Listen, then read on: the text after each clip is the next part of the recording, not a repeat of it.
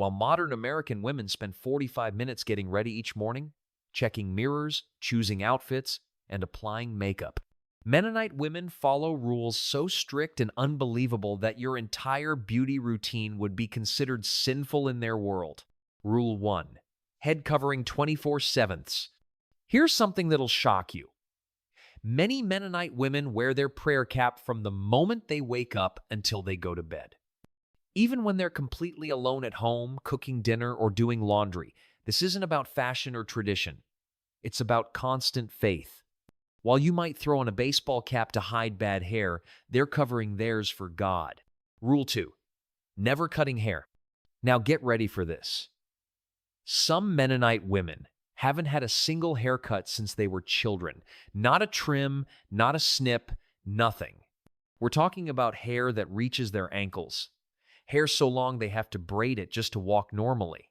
They believe hair is sacred, given by God, and cutting it would be like destroying something holy. While you're spending hundreds at salons, they're growing what they consider their spiritual crown. And they'll never, ever cut it. Rule 3. No mirrors rule. This one will blow your mind. Many Mennonite homes have no mirrors at all. Zero. Some families allow only tiny pocket mirrors for practical purposes, like checking if you have food in your teeth. But full-length mirrors, bathroom mirrors, completely forbidden. They believe mirrors encourage vanity and self-focus, which goes against their humble lifestyle. Imagine getting ready every morning without seeing yourself. No checking your outfit, no fixing your hair, no selfies. While you probably look in mirrors dozens of times daily, they're living completely reflection-free lives. Rule 4. Covered body always. Even in blazing summer heat, when it's 95 degrees outside, Mennonite women wear long sleeves and floor-length skirts. Always. No exceptions. While you're wearing shorts and tank tops, they're fully covered from neck to ankles. Heat exhaustion isn't an excuse. Modesty comes first, no matter what. They believe showing arms or legs is inappropriate, even in their own homes. Some communities are so strict that even rolling up sleeves to wash dishes is discouraged. Picture doing yard work in July, wearing full coverage. That's their reality every single day. They choose faith over comfort no matter how uncomfortable it gets. Rule 5. Homemade clothing only. Here's where it gets really intense. Every piece of clothing must be sewn at home. No shopping malls, no online orders, no store-bought anything. Mothers teach daughters to sew before they can barely walk. But it's not just about making clothes. It's about following strict rules. No zippers because they're considered too flashy. No buttons because they're too decorative. No logos, no patterns, no colors that stand out. Everything must be plain, simple, and humble. While you're scrolling through fashion websites, they're sitting at sewing machines, creating identical dresses that look exactly like their mothers and grandmothers. Each stitch is purposeful. Each garment a statement of faith. They're not just making clothes. They're preserving a way of life that rejects modern fashion completely.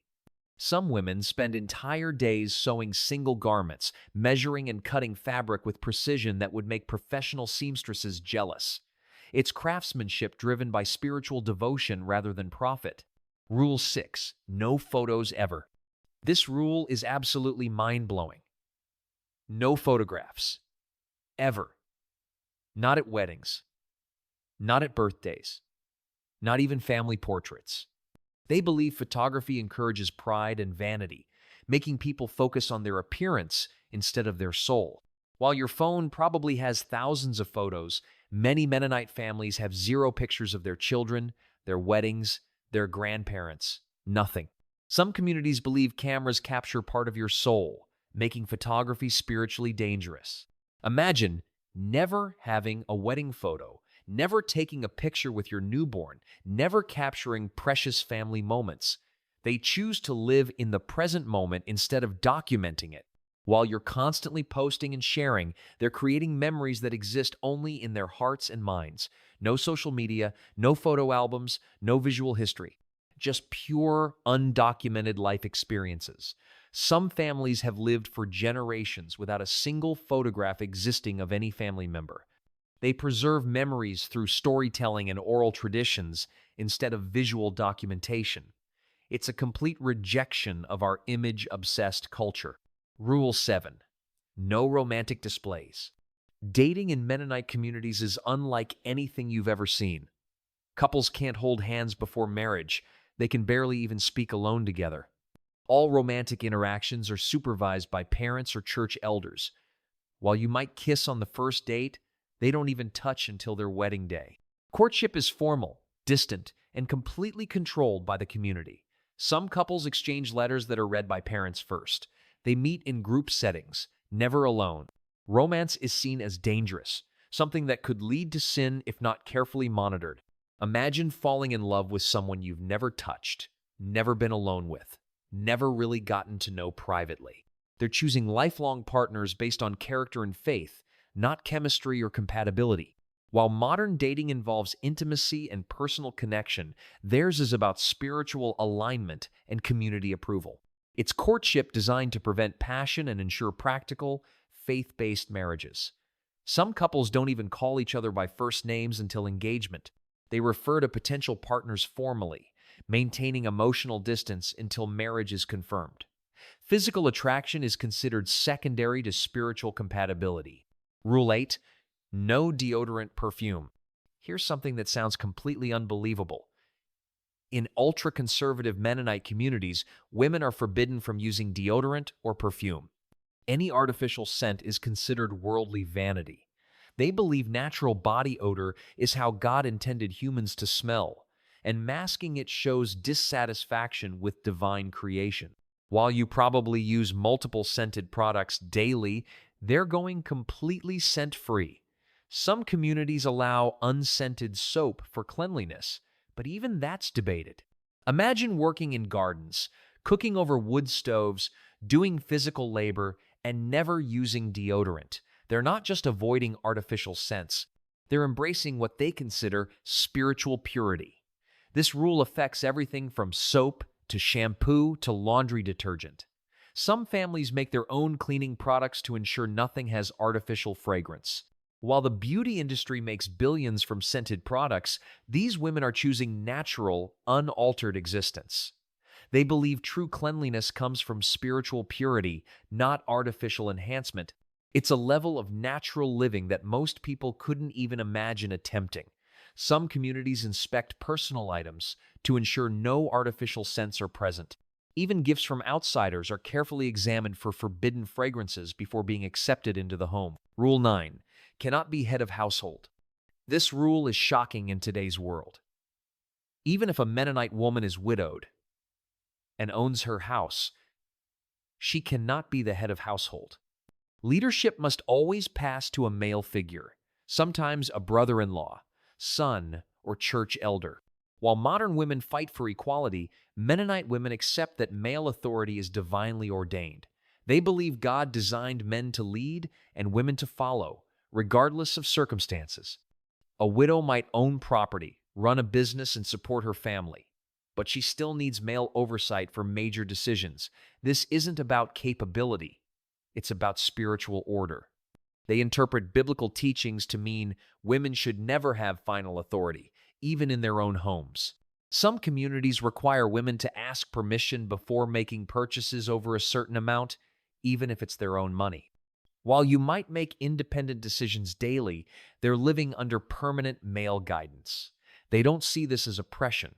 They see it as divine structure. It's a complete rejection of modern feminism, choosing traditional gender roles that many consider outdated and restrictive. Some women hand over their paychecks to male relatives who manage all financial decisions. Even successful businesswomen defer to male authority in their personal lives, maintaining this spiritual hierarchy regardless of their professional capabilities. Rule 10. No birth control. The most intense rule of all. Mennonite women are expected to have as many children as physically possible. Birth control is completely forbidden because they believe be fruitful and multiply is a direct command from God. While modern families average 2 to 3 children, Mennonite families often have 8, 10, or even 12 kids. They don't plan pregnancies. They accept whatever God gives them. This means women spend most of their adult lives pregnant or breastfeeding. Some women have babies well into their 40s, never knowing when their childbearing will end. They believe limiting family size shows lack of faith in God's provision. While you might carefully plan when to have children, they're accepting whatever comes naturally. This isn't just about large families. It's about complete surrender to divine will.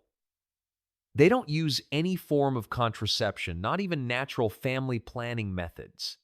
Some communities discourage even spacing pregnancies, believing that's interfering with God's timeline. Women often give birth with only midwife assistance, rarely in hospitals.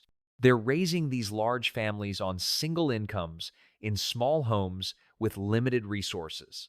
While modern parents stress about affording 1 or 2 children, they're trusting God to provide for however many come. It's faith-based family planning that completely rejects modern reproductive choices. Some women give birth to children just 10 to 11 months apart, creating massive families where older children help raise younger siblings out of necessity. Rule 11. No modern medicine. Here's an extra rule that's absolutely stunning. Many Mennonite women avoid modern medical care, even during childbirth. They believe illness and health are in God's hands, and medical intervention shows lack of faith. While you probably see doctors regularly, they're relying on prayer, herbal remedies, and community healing practices. Some communities forbid hospitals entirely, even for emergencies. They prefer midwives for births, home remedies for sickness, and prayer for healing. This isn't about distrust of science. It's about complete reliance on divine providence. They believe God allows sickness for spiritual reasons, and medical treatment might interfere with divine lessons. Some women give birth without any medical assistance, relying only on experienced community members. They use traditional healing methods passed down through generations, mixing herbs and oils for various ailments. While modern medicine has eliminated many diseases, they're choosing to face illness with faith alone. Some communities allow limited medical care for life-threatening emergencies, but many prefer to trust God's will completely. They're not just avoiding doctors, they're choosing spiritual healing over physical treatment. This creates situations where treatable conditions become serious because they won't seek professional help. It's a level of faith that puts complete trust in divine healing, rejecting centuries of medical advancement in favor of prayer and natural remedies. Some women endure difficult pregnancies without prenatal care, trusting that God will protect both mother and child. They maintain detailed knowledge of herbal medicine, passing down healing recipes through generations of women who serve as community healers. Rule 12. Silent suffering. The final unbelievable rule. Mennonite women are expected to endure hardship silently, never complaining or expressing dissatisfaction with their circumstances. They believe suffering is spiritual purification, and voicing complaints shows weakness of faith. While you might vent to friends or seek counseling, they're handling all difficulties privately. They don't discuss marital problems, financial struggles, or personal challenges with anyone outside their immediate family. Some communities discourage women from expressing negative emotions at all, believing it disrupts family harmony. They're taught that accepting hardship without complaint demonstrates spiritual strength. This means women dealing with depression, anxiety, or abuse often suffer in complete silence. They believe God allows difficulties to test faith, and complaining suggests dissatisfaction with divine will. While modern women seek support systems and professional help, they're relying solely on prayer and personal endurance. They don't have therapists, support groups, or even close friendships where they can share struggles. Some women endure abusive relationships because leaving would be seen as failure to submit to God's plan. They're trained from childhood to accept whatever life brings without resistance or complaint. This isn't just about being strong. It's about complete surrender to circumstances they believe are divinely ordained. They find strength through faith alone, never seeking outside help or emotional support. It's a level of self-reliance and spiritual endurance that most people couldn't maintain. Some women develop incredible inner strength through this practice, learning to find peace in the midst of chaos. They become masters of emotional control, never allowing others to see their struggles or pain. This creates women who appear incredibly strong on the surface while carrying enormous burdens privately. These rules aren't just restrictions, they're choices. While we chase comfort, convenience, and personal freedom, Mennonite women are choosing faith over everything else. They're proving that happiness doesn't come from having options, but from having purpose.